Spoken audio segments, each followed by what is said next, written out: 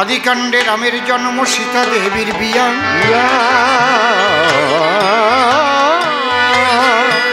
অযোধ্যা কাণ্ডে রামচন্দ্র গেলেন ভরতকে রাজ্য দিয়া।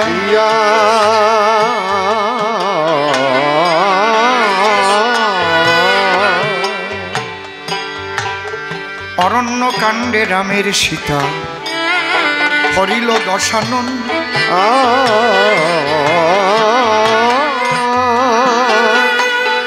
কিষ্কিন্ধা কাণ্ডে বালি বদার ওই সুগ্রীবের মিলন।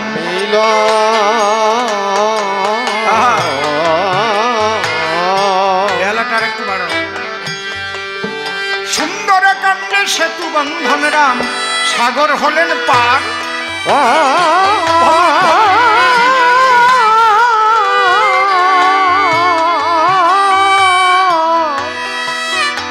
লঙ্কা কাণ্ডে রাবণ রাজার সবংশে সংহার।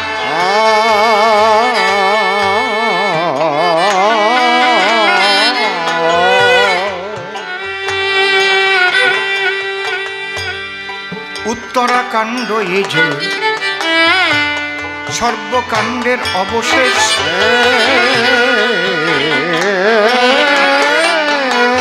সীতা দেবী পাতালেতে করিলেন প্রবেশ।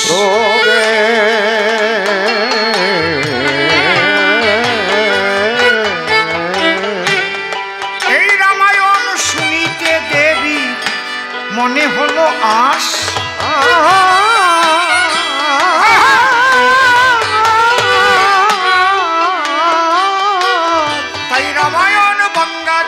করেছিলেন দ্বিজ কীর্তিবাস।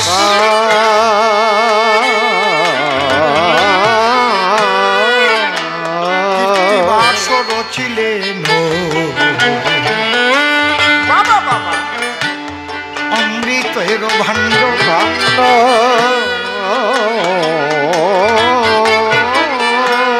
আজি ভক্তি ভরে শ্রবণ করো গাহিব উত্তরাকাণ্ড।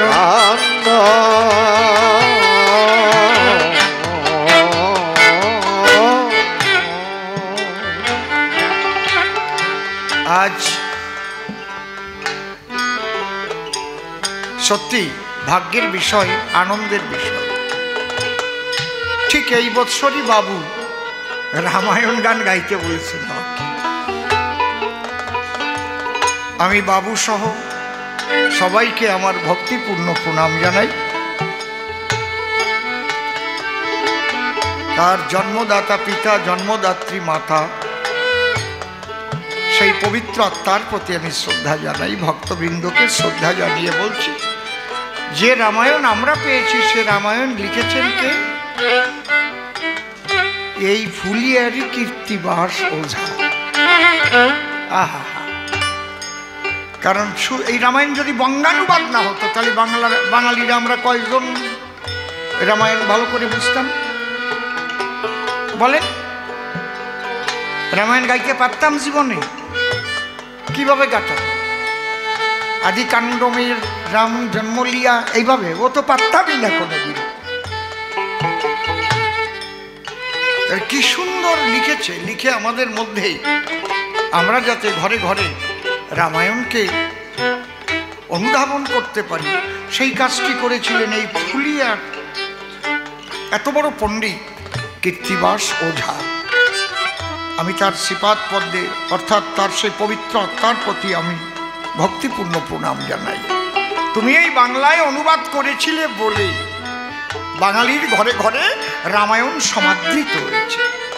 এবং আমরা আগে তো জানতাম মা বাবা গত হলে রাম নাম না দিলে কোনো কিছুতে পরিপূর্ণ হয় না। ঠিক বললাম না বেঠিক বললাম? ঠিক বলছি তো নাকি?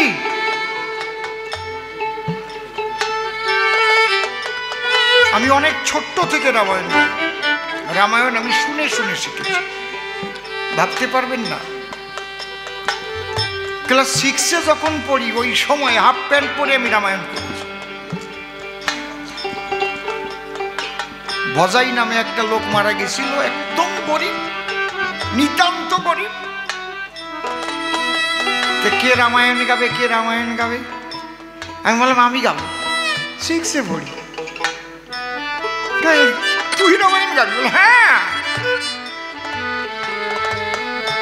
আমি গাইলাম হাফ প্যান্ট পরিয়ে। বুঝেছেন কি বলছি? আর এখন তো জয় শ্রীরাম বলে ধ্বনি দিল্লি কবে, ওই যে বিজেপি। কি জ্বালায় পড়িছি। আমি যখন 6-এ পড়ে রামায়ণ গাইছি সেই সময় কি ছিলাম? হ্যাঁ, কোন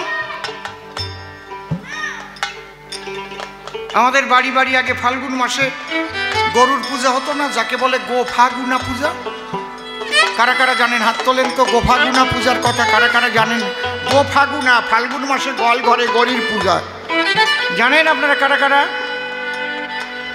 আপনারা কেউ গানা পূজা করেননি? গরুর পূজা, ওই যে সেই চালের গুঁড়া বাটিয়ে বাটিয়ে তারপরে কলকি দিয়ে আবার গরুর গায়ে সাপ দিত, জানেন না?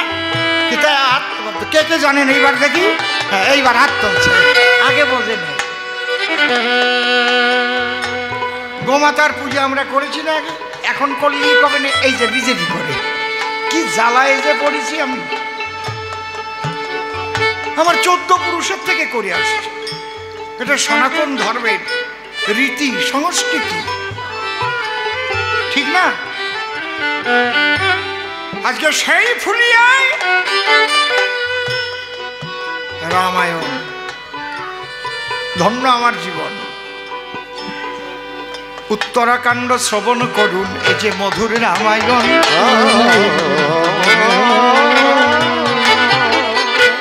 রামের সভায় রামায়ণ গাইবে তার পুত্র 2 জন।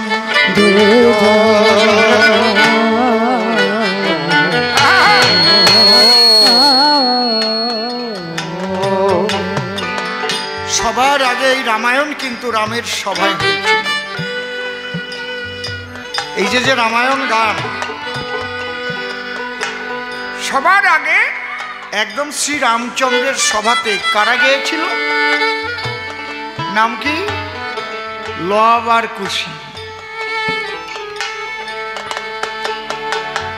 আমরা সেইটা এবার আলোচনা করব। একদম প্রথম রামায়ণ রামের সভায় গেয়ে শুনিয়েছিলেন লব কুশি তার পুত্র 2 জন। আমারটা কমেই দিলে, ভলিউম কমালে কেন?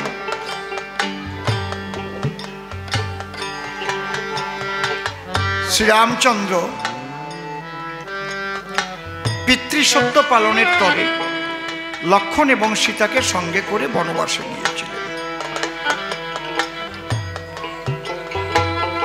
বাবা, তুমি এই ভাজা নিয়ে না এমনি ভিতরে এইভাবে এসো না।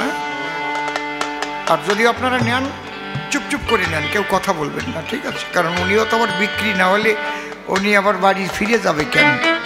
100-তে কয়জনে কিনে না?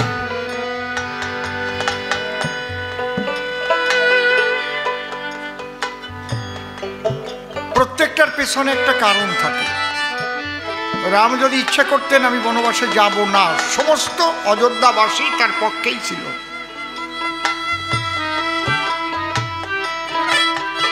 কারণ পাখির চোখেও জল ঝরেছিল রাম যখন বনবাসে যাচ্ছিল না।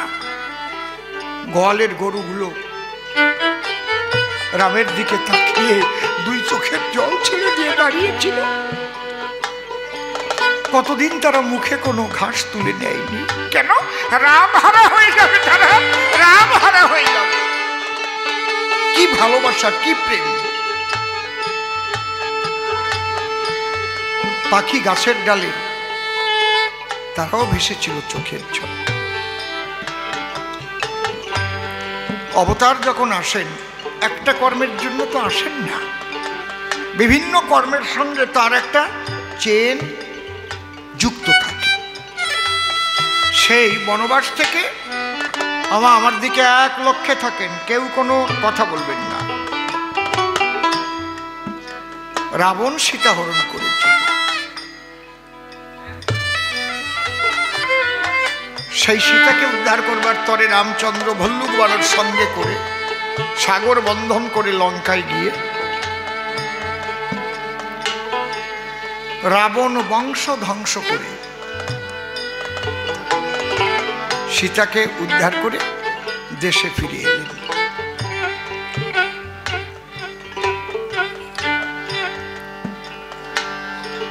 দুর্মুখ ধোপার কথায় রামচন্দ্র সীতাকে বনে দিলেন। একটা ধোপার কথায় বনে দিলেন, বনে যেতে হবে আবার সীতাকে, কারণ সীতা যখন বাপের বাড়িতে ছিল। দেখেন কি সুন্দর শিক্ষা রামায়ণ। জগৎলক্ষ্মী সীতা,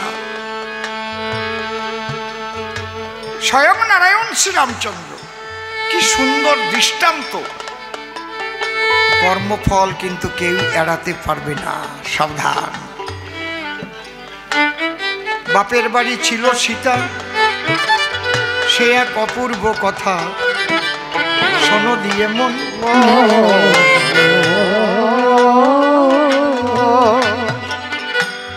সঙ্গিনীগণ সঙ্গে করে সীতা বসে আছে বারান্দার পরে, হঠাৎ বৃক্ষের দিকে দিয়েছে নয়ন।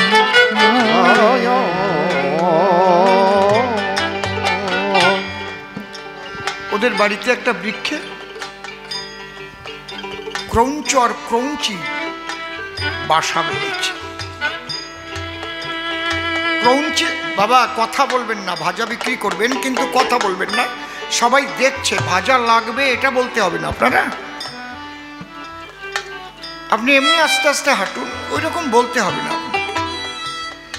নিয়ে নেবে, আমি বলে দিয়েছি। আরে সবাই চটপট করে একটা করে ছিঁড়ে নাও, কয় টাকা করে দাম? ওটা আছে কয়টা, গোড়া 20 না 40টে, কয়টায়? সব কয়টা এই জায়গা থাও, টাকা দিয়ে দেবানি আমি, দাও। তারপরে সবাই এই জায়গাতে ছিঁড়ে ছিঁড়ে খাবেনি। তুমিও গান শোনো না, উনি বুড়ো মানুষ বলে কইছি, তোমারে কব না নেও কথা, তুমি যুবক মানুষ। তোমার এই কথা বললে তুমি অলস হয়ে যাবে না, ওনার তো কাজ করার দিন অনেক আগে শেষ হয়ে গেছে, রিটায়ার্ড লাইফ। দুর্ভাগ্য, তাই ভাজা বিক্রি করতে আসছে, ঠিক কিনা?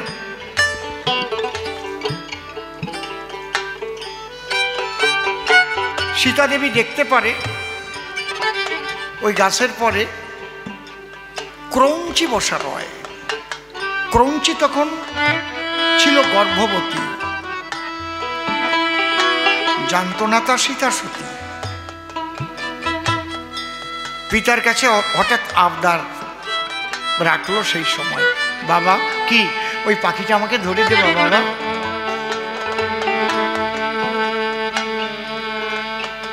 এখন মেয়ে যদি পাখি চায়, না দিয়ে পারা যায়? সুকৌশলে পাখি ধরে একটা খাঁচা তৈরি করে সেই খাঁচার ভিতরে পাখি রেখে দেয়। কিন্তু আপনাদের আছে জানা, পাখি কখনো কারোর সম্মুখে প্রসব করতে পারে না।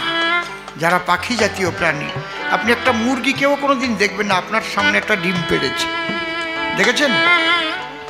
বলেন, ওর জন্য আলাদা একটা গোপন জায়গা করা থাকে। ডিম পাড়ার পরে ডাকে, বলে এইবার ডিম পাড়া হয়ে গেছে, দেখ।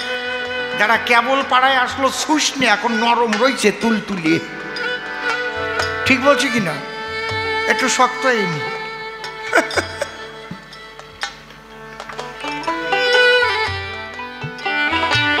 এরা পাখি জাতীয় প্রাণী, এরা কিন্তু গোপনে একাকী প্রসব করে। আর মানুষ একাকী প্রসব করতে পারে না, ভয় পায়, হয়তো ধাত্রী লাগবে। আর এখন তো নার্সিংহোম, হসপিটাল, ডাক্তার। আর আগে প্রত্যেক পাড়ায় পাড়ায় ধাত্রী ছিল। কি মা, তারা কোন হসপিটালের থেকে পাশ করেছিল? কত ওস্তাদ তারা! ভেবে দেখেছেন কি সেই বৃদ্ধ বয়সে পর্যন্ত তাদের ওই ছেলে মেয়ে ধরা? দরণী, কত দরণী, দাত্রী। ঠিক বলছি তো মা?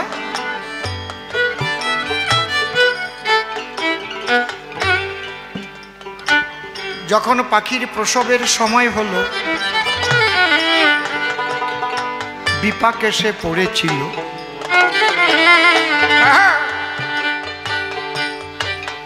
আনমনা হয়ে এদিক ওদিক তাকায়, মানুষজন আসে ঘিরে, প্রসব করে কেমন করে? এইভাবে তো প্রসবের অভ্যাস নয়, এইভাবে তো প্রসব করার অভ্যাস নয়। কিন্তু প্রসব বেদনা উঠে গেছে, না করেও তো পারবে না। তাই সবার সম্মুখে জল ভরা চোখে পাখি ব্যথা পেয়ে বুকে ডিম্ব প্রসব করলো। তখন অভিশাপ করেছিল, তুমি মানুষ কুলে জন্ম নিলে আর আমাকে সবার সামনে প্রসব করালে, আমি তোমাকে করি অভিশাপ, মনে পেয়েছি মনস্তাপ। তোমার প্রসব হয় যেন গিয়ে জঙ্গলে, কেউ যেন সেখানে না থাকে।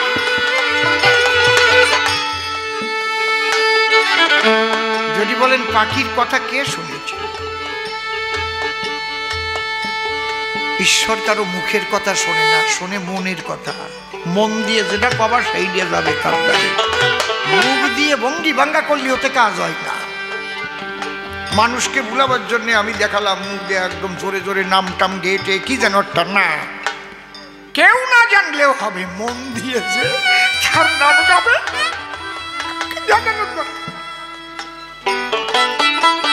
বুঝতে পারছি কি? ঈশ্বর মনের ভাষা নেয়, মনের ভাষা। ভাবগ্রাহী জনার্দন কয়টারে। ওই যে পাখি মনে মনে ভেবে, সে তো মনের কর্তা। বেদানাং সংবেদস্মি দেবানামস্মি বাসব ইন্দ্রিয়ানাং মনশ্চাস্মি ভূতানামস্মি চেতনা। সে সবার মনের খবর জানে। এই জন্য সীতাকে যেতেই হবে বনে। দুর্মুগ্ধপাত উপলক্ষ, লক্ষ্য ওই পাখির অভিশাপ। এই জন্য দ্বিতীয়বার সীতা তখন গর্ভবতী ছিল। তাকে বনে দিয়ে স্বর্ণ সীতা নির্মাণ করিয়ে রাম অশ্বমেধ যজ্ঞের আয়োজন করল। বশিষ্ঠ মুনি আসি বলেছিল রামের পাশাপাশি এই যজ্ঞ করিবার কারণ, বলি তোমার পুরোভাগে স্বস্ত্রী হওয়া লাগে। পুনর্বার করো তুমি দ্বার গ্রহণ, আবার তুমি বিবাহ করো। ডেকে বলেছিল দয়াময়, যে সীতাকে বসিয়েছি আমার ভাই, অন্য নারী পাবে না স্থান।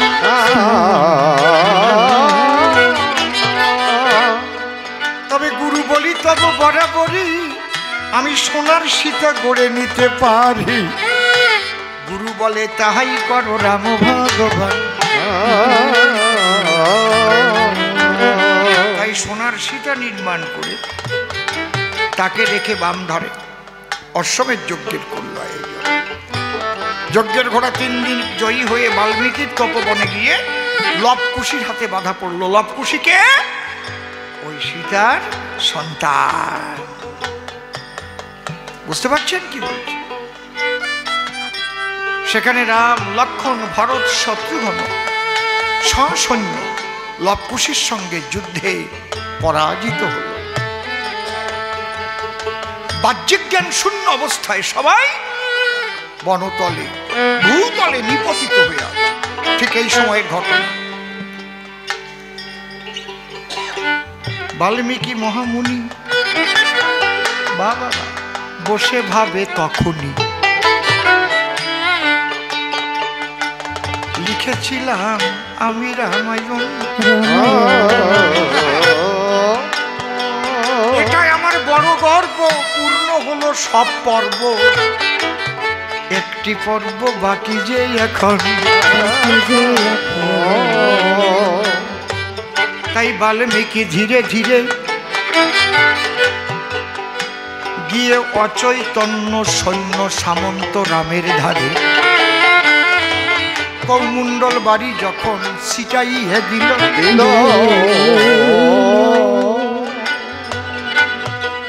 ছিল রাম ভগবান আর তার যত ভক্ত প্রাণ, সৈন্য সামন্ত ভাইয়েরা সব চেতন পেয়ে গেল।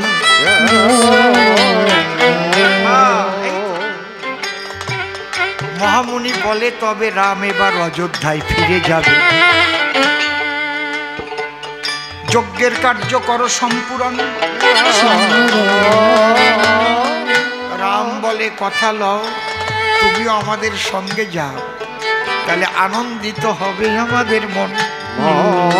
মহামুনি ডেকে কয় আমি যাব অযোধ্যায়, কিন্তু একা একা নহে কদাচন।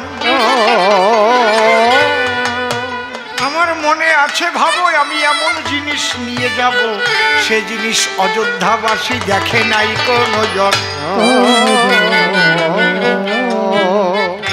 যাও, এমন জিনিস নিয়ে যাব যা কেউ দেখে নাই, এমন জিনিস শোনাবো যা কেউ শোনে নাই। রামচন্দ্র সসৈন্যে অযোধ্যায় এসেছে, আর মহামুনি বাল্মীকি মা সীতার কাছে হাজির। তার তপবনে গিয়ে দেখে মা কাঁদছে। মা কাঁদছো তুমি? কাঁদবো না? আমি কাঁদবো না তো কে কাঁদে? আমার তো কাঁদারই জীবন। বলে মা আমি যে বড় আশাই করে তোমার কাছে এসেছিলাম। কি আশা? কিছু ভিক্ষা নিতে। ভিক্ষা? আমি তো তোমারই আশ্রিতা, তুমি আমাকে আশ্রয় দিয়ে রেখেছো বলে আমি আছি সীতা। আমি ভিক্ষার বস্তু পাবো কোথায়?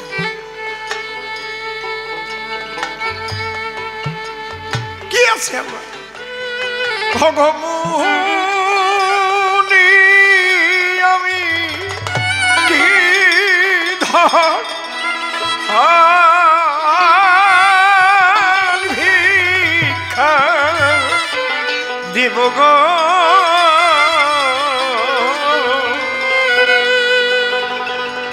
ওরে কি ধন আছে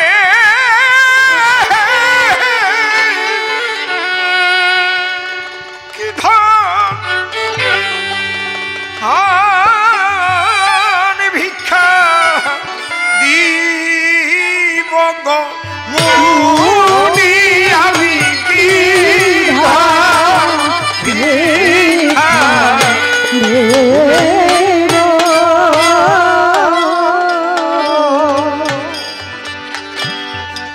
কি ধন আছে?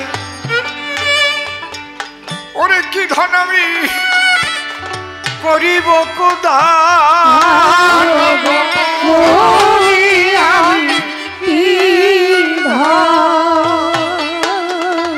ওরে একমাত্র সম্বল আমার রামরি নাম আমি কেবল রাম নাম নিয়ে আমি ভাসি চোখের জলে। আমি ওরে সর্বহারা হয়ে আমি থাকি যে জঙ্গলে।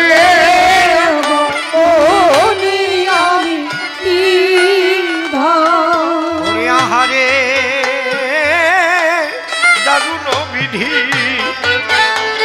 তোর কলমে নাই কালি।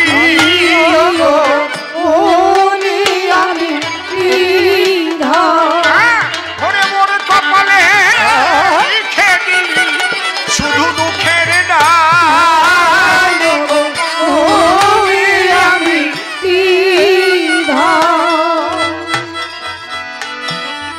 মহামুনি বাল্মীকি বলছে মা তুই আর কাঁদিস না, আমাকে তোর ভিক্ষা দিতে হবে না। মনোহর সৈন্য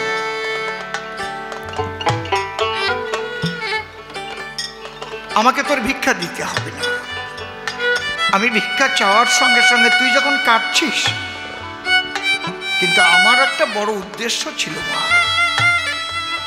তোর চোখের জল আমি মোছাবো। মা তবে একটা কথা বলি, তুই তো একবার জিজ্ঞেস করলি না তোর কি আছে কি নাই, তা তো আমি জানি। তুই জিজ্ঞেস করতে পারতি পিতা বলুন আমি কি দেব।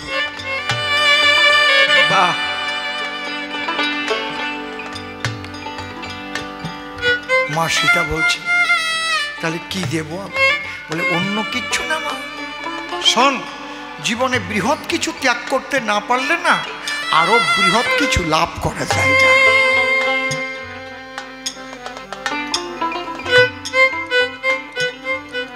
মা অন্য কিচ্ছু চাই না মা, মাত্র একদিনের জন্য তো লব আর কুশিকে আমাকে ভিক্ষা দিন। এই এক দিবস পরে তোর লব কুশিকে ফিরিয়ে দেব তোর পরে, আর যদি দেরি হয় তাহলে শুভ সংবাদ এনে দেব তোর দরজায়। যদি আমাকে বিশ্বাস করিস তাহলে দে।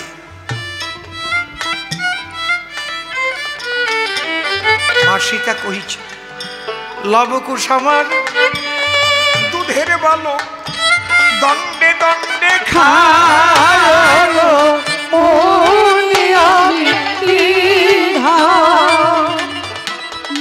ওরেকে খেতে দেবে লবকুশি যদি ক্ষুধা পায়।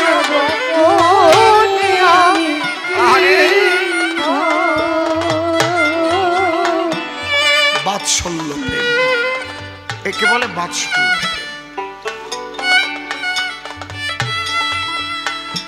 সংসারে যারা যারা রয়েছে প্রত্যেকের আলাদা আলাদা কিন্তু প্রেম আছে, প্রেমকে ভাগ করা আছে। সন্তান এবং মা, এই যে বাৎসল্যের নারীর টানাটানি। মহামুনি বাল্মীকি নিয়ে যাবে, মা ভাবছে ওরে খিদে লাগলে কে খেতে দেবে।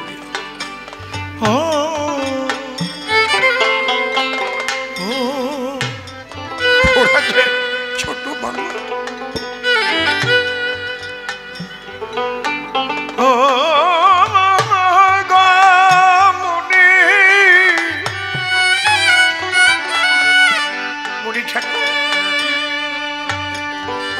যখন রামের কথা মনে পড়ে ওরা দুই ভাই আমাকে জড়িয়ে ধরে, আমার কাঁদিস কেন, আমরা তো আছি।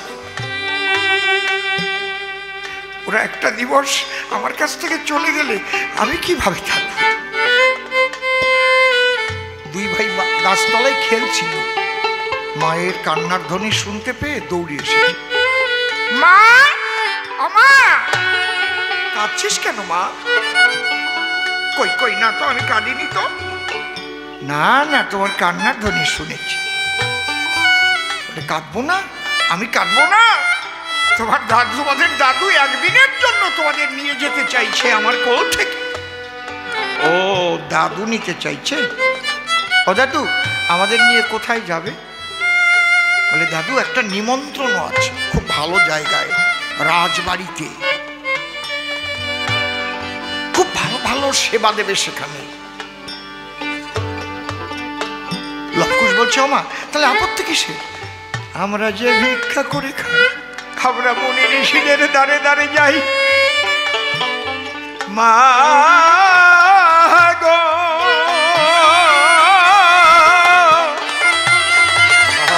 মা গো। চমৎকার, খুব ভালো।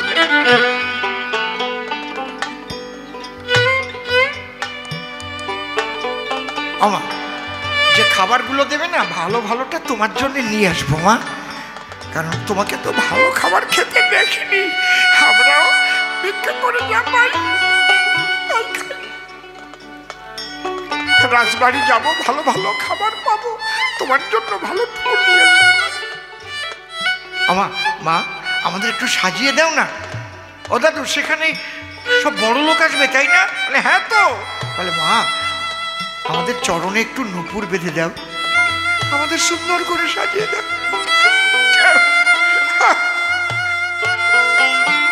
মা সীতা হিজল ফুল, লম্বা লম্বা ফুল এনে গায়ে দিয়ে চরণে নূপুর করে গলায় মালা করে দিয়েছে।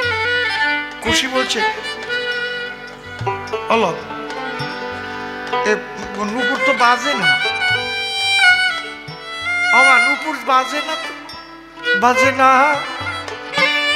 বাজে না নূপুর, কেমন নূপুর দিল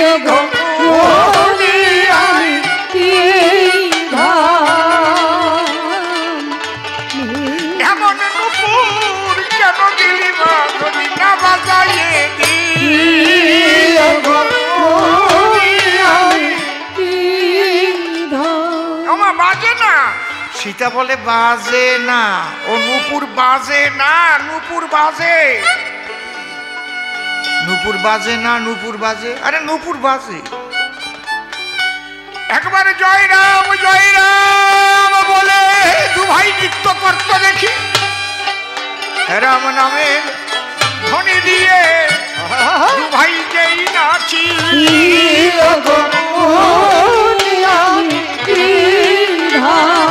ওরে সঙ্গে সঙ্গে ফুলের নূপুর বাজিয়া উঠি।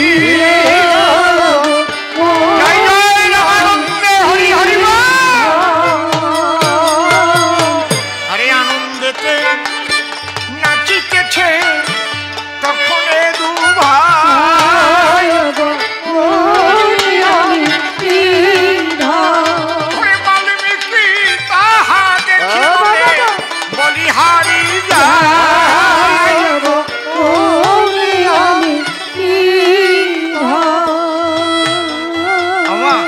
এই দেখ না কি সুন্দর বেজে উঠেছে। মা জানো কি কহিছে মণি ঠাকুর? ঠিক আছে আমার লবকুশকে দিচ্ছি।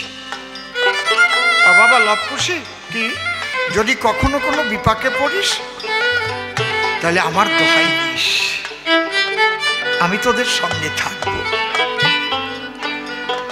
যা, ভয় নাই। আরে দুটি ভাইকে লইয়ে মুনি করিল গমন,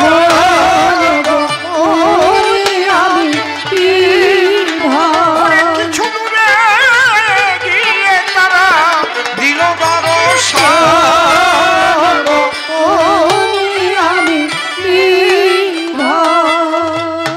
লবকুশি দাদু ভাই, তোমাদের আজকে একটা কাজ করতে হবে। কি? বিনা বাজিয়ে বাজিয়ে রামায়ণ গাইতে হবে।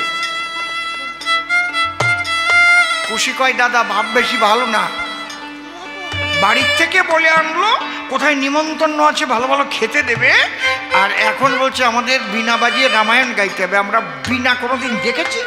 আর রামায়ণ কি আমরা জানি? লব বলছে রাগ খুশি, আগে আগে হোস নে অখুশি, কারণ দাদু যদি কিছু বলে কোনো কারণ থাকে তার তলে, আগে আগে কেন উঠছিস জ্বলে? দাদু বিনা বাজাবো, বিনা কোথায় পাবো, কিভাবে বাজাবো? সব আমি বলছি। মহামুনি বাল্মীকি বাগদেবীকে করিয়া স্মরণ, যোগ বলে দুখানি বিনা সৃজন করিল তখন। এই নাও দু ভাই। না ভারী কায়দা, কোথা থেকে চলে বাজাও। মহামুনি বাল্মীকি মা বাগমানিকে বলছে, মা যন্ত্র যদি পড়ে থাকে লক্ষ জনার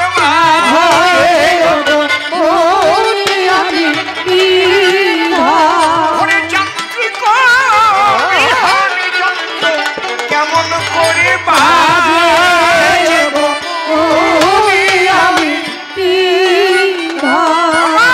তোমার যন্ত্র তুমি বাজাও কাহ তোমার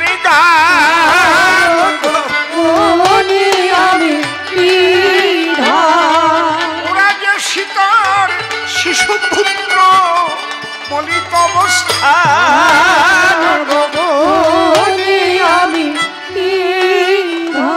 বিনয় যখন টান দিয়েছে তনং তনং তনং তনং করে বিনা বেজে উঠেছে। আহা একই আনন্দ রে। দুই ভাই বিনা তো তার বিনা সে বাজায়, এত সুন্দর করে বিনা বাজাচ্ছে। বাজাও বাজাও বিনা, আরে এই যে কি মধুর সুর। তখন মুনি বলছে, এ দাদু ভাই ওরা নেচে নেচে ঘুরে ঘুরে বিনা বাজাচ্ছে। বলছে ও কত দূরে বাজাও রে বিনা, নিকটে বাজাও রে শুনি।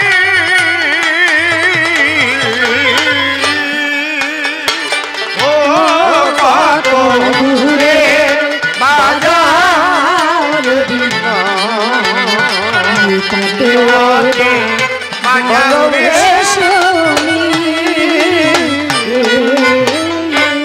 ওরে বিনা ধরে দু ভাই যখন বিনায় দিচ্ছে কত দূরে বাজার বিনা ওরে প্রথম টানে বলছে বিনা রাম কত দূরে বাজার বিনা আরে বিনা ধরে দু ভাই যখন বিনাতে টান দিল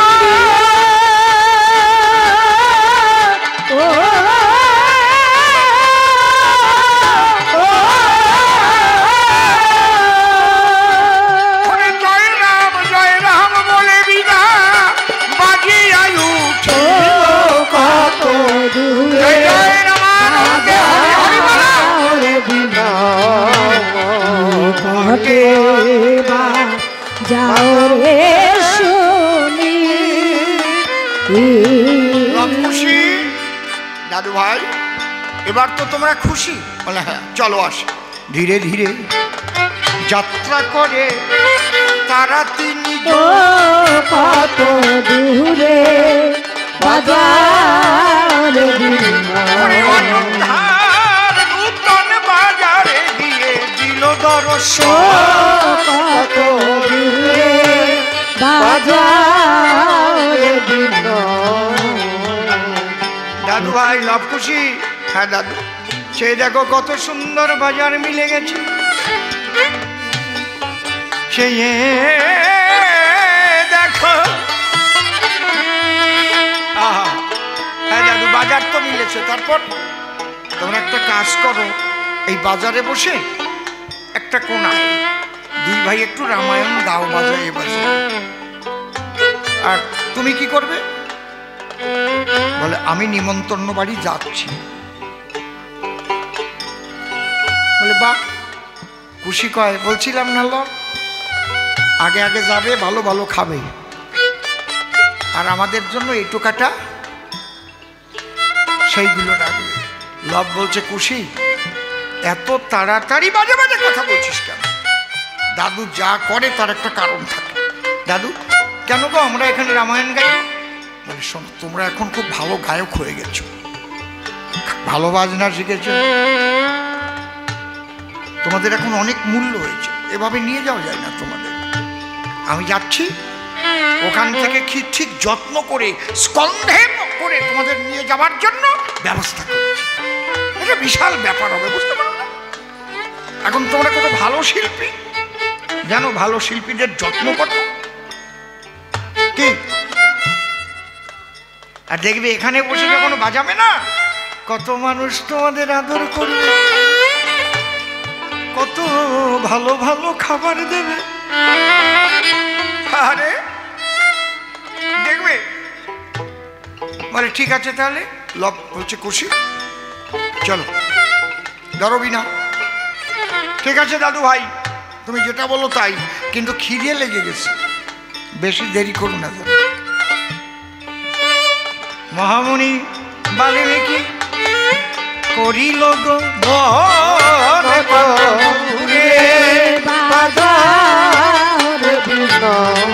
আনন্দেতে লব খুশি গাইছে রামায়ণ কত দূরে বাজার কাটে দুটি ভাই নেচে নেচে রামায়ণ গায় দূরে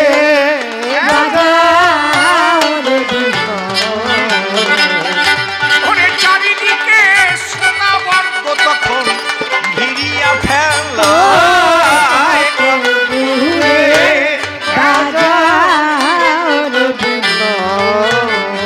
দুই ভাই একদম নেচে নেচে রামায়ণ গাইছে কেউ কোনোদিন শোনে নাই তো আর এত ছোট ভালো এখনো ফোটেনি যাদের জ্ঞানের আলো বাহ কেউ আর ফেলছে না চোখের পলক। আরে কি দেখছি, কি শুনছি রে? এরা কি গন্ধর্ব লোক থেকে এসেছে? অপূর্ব অপূর্ব। কেউ একটা ভালো মিষ্টি এনে মুখে তুলে দিচ্ছে, কেউ বলছে রাখ রাখ রাখ, গানের সর্বনাশ করিস নে, পরে দেওয়া যাবে, রাখ। ভালোবেসে যে যা পারে তাই দিচ্ছে তাদের। ওরা আনন্দ ভরে গাইছে রামায়ণ। আর এদিকে বাল্মীকি মুনি শ্রীরামচন্দ্রের সভায় তখনই দিল দর্শন। আসুন মুনি ঠাকুর, আসুন উপবেশন করুন, আপনার জন্য আসন রক্ষিত রয়েছে। মুনি ঠাকুর গিয়ে সবাইকে করজোড়ে শ্রদ্ধা জানিয়ে উপবেশন করে বলছে, আমার একটা কথা আছে। কি কথাটা হচ্ছে, এখানে যত যা কিছুই করা হোক না কেন, এই অশ্বমেধ যজ্ঞ উদ্দেশ্য কি? বশিষ্ঠ মুনি বিধান দিয়েছে। কিসের বিধান? বিশ্বশ্রবা মুনিপুত্র পৌলস্তের নাতি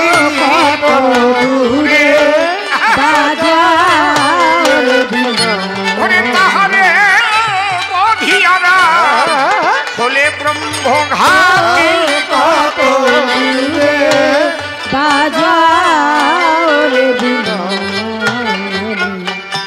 যে জন্যে ব্রহ্মহত্যার পাপ জগতে অতি সহজে একটা জিনিসই আছে, যেটা করলে আর কিছুই করা লাগে না, যাগযজ্ঞের প্রয়োজন হয় না। কি? যদি রাম নাম শ্রবণ করা যায়। এখানে সর্বকার্যের অগ্রে যদি একপালা রামায়ণ গান দেওয়া যায়, তাহলে ধন্য হবে অযোধ্যা, ধন্য হবে অযোধ্যাবাসী। লক্ষণ ও তো একটু তেরা, বলে মুনি ঠাকুর নিমন্ত্রণ করেছেন, দাদা এসেছেন, বসুন। আমরা 3 দিক জয় করে আপনার বনের মধ্যে গিয়ে আমাদের যত ঝামেলা, আর এখন আপনি আসছেন নিমন্ত্রিত হয়ে আবার একটা নতুন ঝামেলা পাকাচ্ছেন। কিসের রামায়ণ? কি রামায়ণ? মহামুনি বাল্মীকি বলছে, রামচন্দ্র এই কটু বাক্য কখনো ঠিক নয়। রামচন্দ্র বলছে, মুনি ঠাকুর ক্ষমা করুন, অত কনিষ্ঠ লক্ষ্য, ক্ষমা করুন। বলো ওরা লক্ষণকে বলো,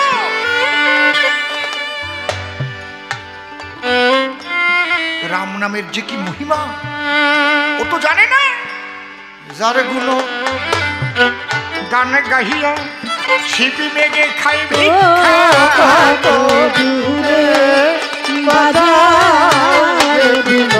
ওরে যার গুণ গান গাহিয়া ভারত দিচ্ছে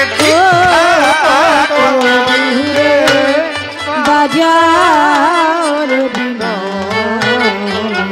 শোনো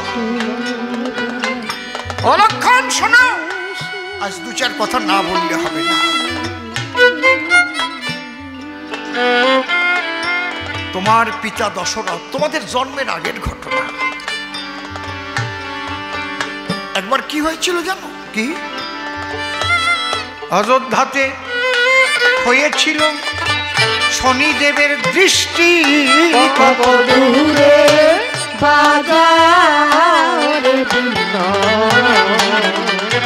সেই হেতু অযোধ্যাতে হলো অনাবৃষ্টি।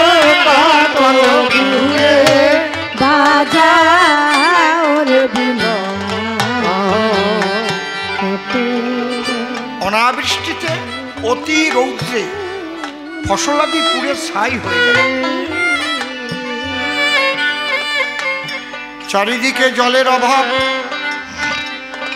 মাত্র একটা নদীতে একটু জল আছে, সরযূ নদী। প্রজাগণ সবাই রাজার কাছে এসে বলল, রাজা মহাশয় আপনার রাজ্যে আর থাকা আমাদের সম্ভব নয়। কেন? একে তো অনাবৃষ্টিতে প্রখর রৌদ্রের তাপে ফসলাদি পুড়ে ছাই হয়ে গেল, তদুপরি প্রচন্ড জলাভাব, পানীয় জল কোথায় পাই আমরা? সরুজ নদীতে একটু জল, তাও দীঘস্তি এসে ওই জলের মধ্যে জল খেয়ে শেষে একদম কাদা দিয়ে ঘুটে চলে যায়, জল তো কম।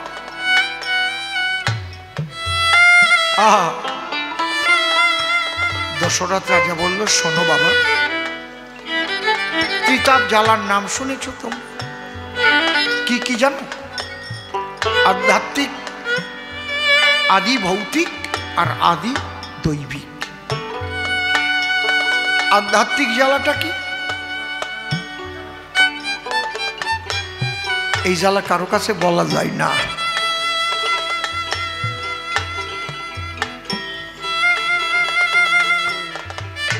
কতগুলো না বলা জ্বালা ভিতরে থাকে,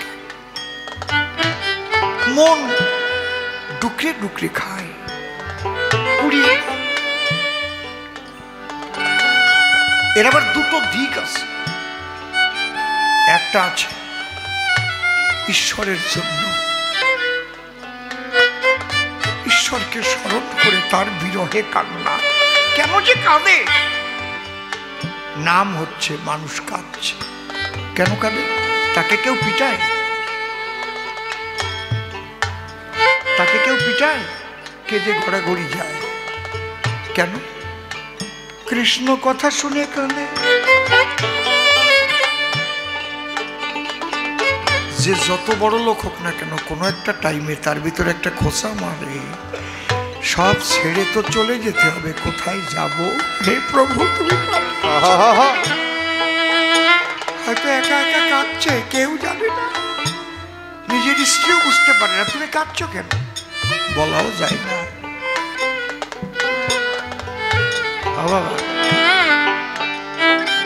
আবার এমন কিছু বেদনা মানুষ পায়, সে না বলা ব্যথা। আমার গোপন মনের কথা রে, বড় ব্যথিত প্রাণে ব্যথা রে দয়াল, আমি কার কাছে জানাবো? কবে বেদনা মাখা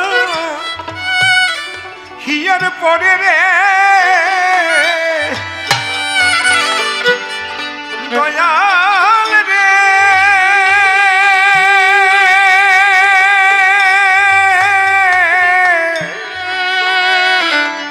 কবে বেদনা মাখা হিয়ার পরে রে আমি তোমাকে সাবরে দয়াল, আমি কার কাছে জানাবো? চিনতে কাউকে নাই কো বাকি, সংসারে দিয়ে ডুব। দেখি সরল প্রাণে গরল ঢালা, বন্ধু মেলে খুব। চিনতে কাউকে নাই কো বাকি, হরিবল হরিবল রে, এই সংসারে দিয়ে ডুব। দেখি সরল প্রাণে গরল ঢালা, বন্ধু মেলে খুব। আমি ভুল করে সেজেছি বেকুরে দয়াল রে,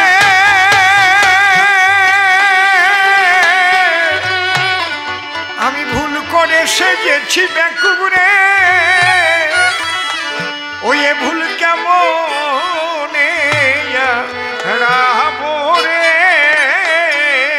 আমি কার কাছে জানাবো? এমন কিছু ব্যথা। আহা, আর আদি ভৌতিক পঞ্চভূতাত্মক দেহ থেকে যেসব যন্ত্রণা আমরা পাই, এটা হচ্ছে আদি ভৌতিক।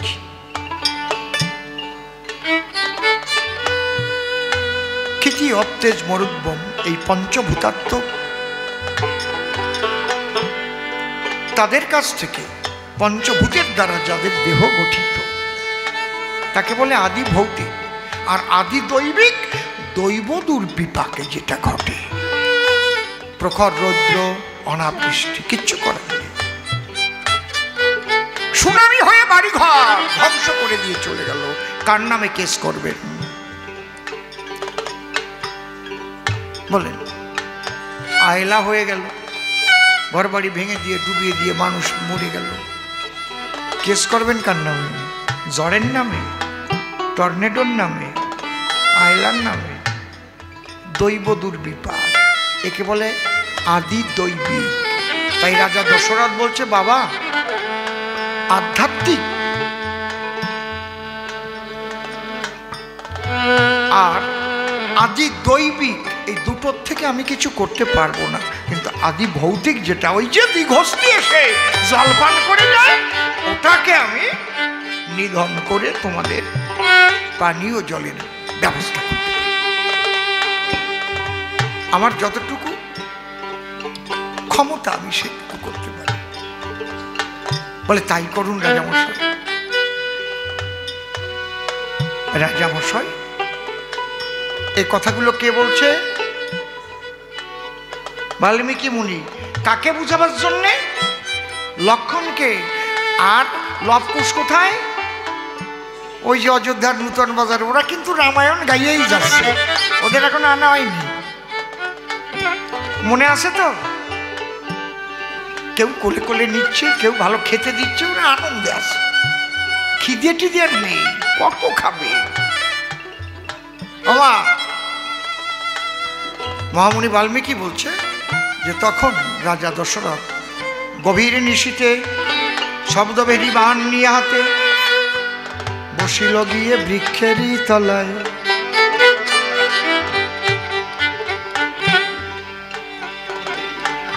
আর ওই দিঘষ্টি ও কিন্তু রাত্রিতে আসবে। রাজা মনে মনে ভাবে, তাহলে ওই দিঘষ্টি যখন জল খাবে আমি শব্দ শুনব, বানাঘাতে দিঘষ্টি নিধন করব। কিন্তু ঘটনা অন্যরকম হয়ে গেল। ওই বনের মধ্যে ছিল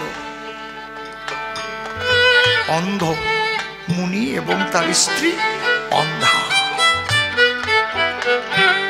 অন্ধ অন্ধা দুজনে থাকে, পুত্র একটি তার।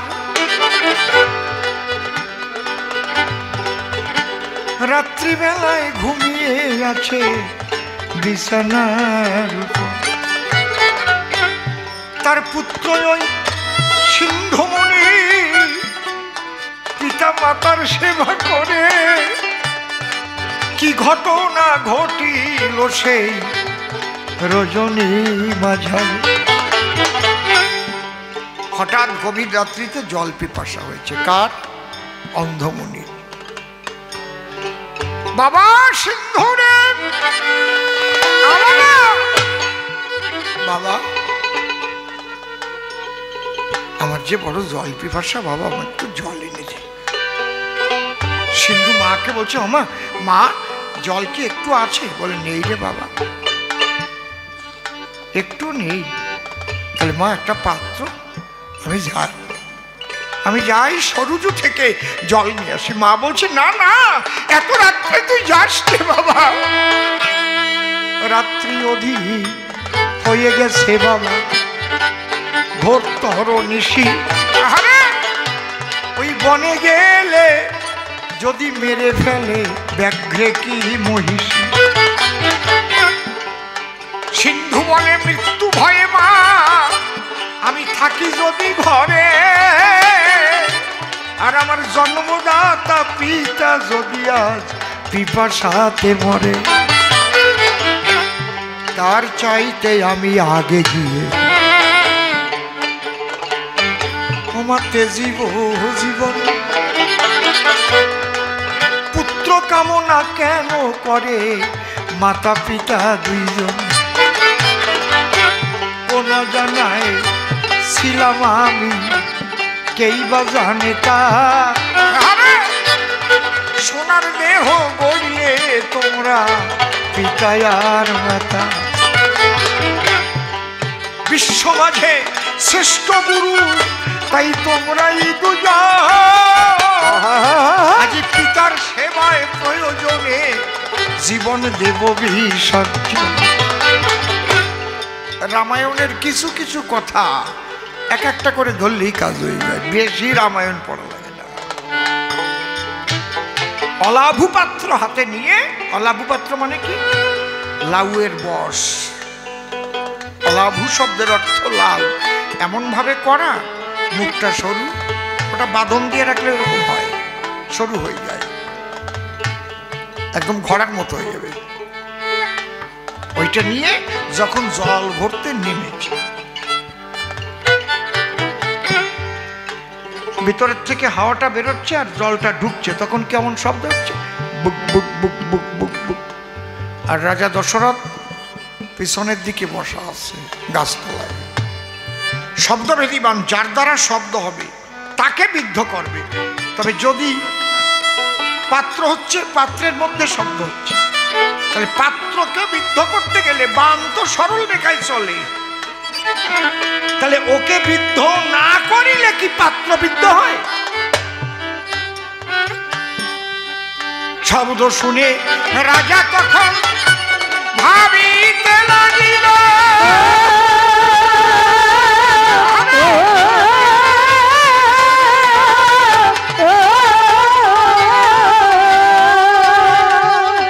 এই বুঝি জলহস্তি জলপান করতে এলো কত দূরে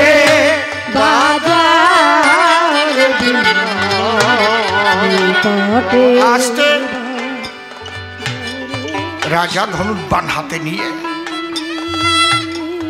দীর্ঘহস্তি দীর্ঘহস্তি ঘরে জ্ঞানে রাজা বান ছাড়িয়ে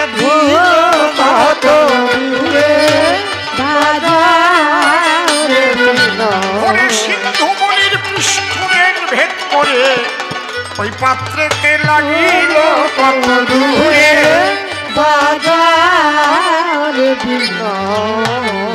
পিতা বলে চিৎকার করে ভূমিতে সে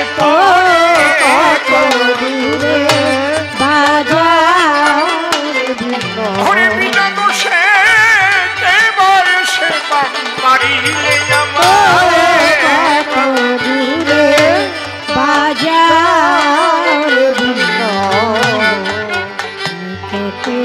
সিন্ধুমুনি প্রপাত ধরণী পৃষ্ঠে বাতে নকদলি যথা, একটা কলা গাছ ভূতলে নিপতিত হয়ে বাতাসে যেমন ভূতলে পড়ে থাকে, সিন্ধুমুনি সেইভাবে পড়ে আছে। আর ঈশ্বরের প্রতি বলছে, হে ঈশ্বর, তোর মনে কি এই ছিল? আমি মরে যেতাম, অন্তত পিতার জন্য একটু জল দিয়ে পানি ভরতে পারতাম, তাহলে সব।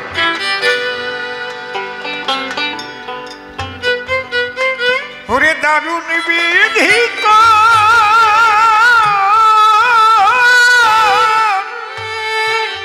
মনে কি ছিল রে, দারুণ বিধিত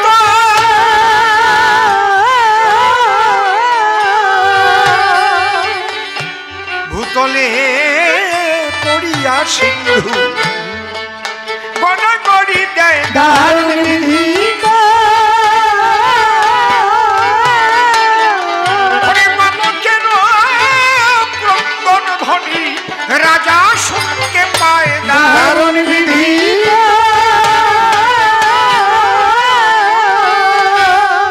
ছুটে এলো, দেখতে পেল